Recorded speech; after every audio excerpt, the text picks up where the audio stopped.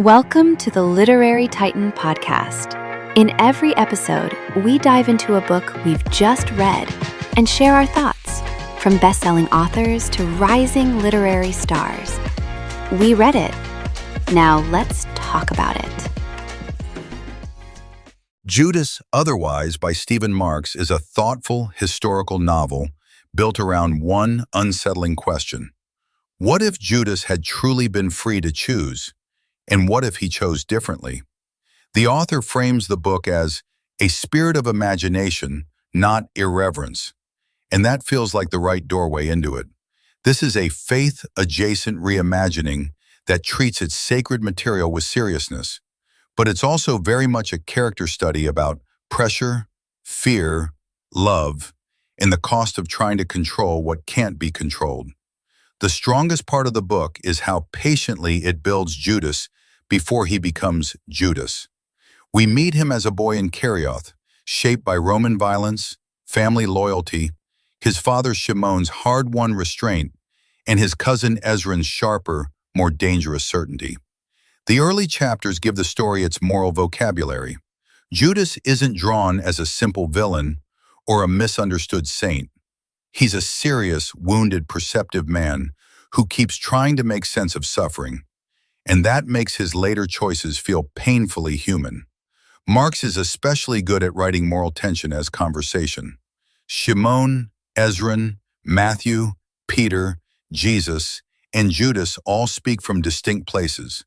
And the best scenes don't feel like debates so much as people pressing on each other's hidden bruises. One line from Judas, "I believe men become what they practice," works almost like a hinge for the whole novel. The book keeps returning to that idea, asking what happens when fear, caution, anger, responsibility, and love become habits before a person realizes they've hardened into character. The novel's Jesus is gentle, and the disciples are allowed to be earthy, funny, tired, and confused.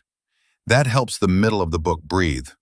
The scenes around the purse, the crowds, Bethany, Jerusalem, and the growing danger around Passover give the story a lived-in texture.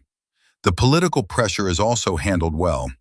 Rome, the temple authorities, zealotry, poverty, and public unrest all become part of the trap Judas walks into.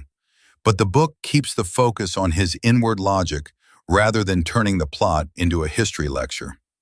Judas Otherwise is a tragedy about misdirected love. Judas doesn't fall because he feels nothing. He falls because he feels too much and decides feeling must become management. The final chapters are heavy, intimate, and sorrowful, especially in the way they show aftermath as ordinary life continuing after catastrophe.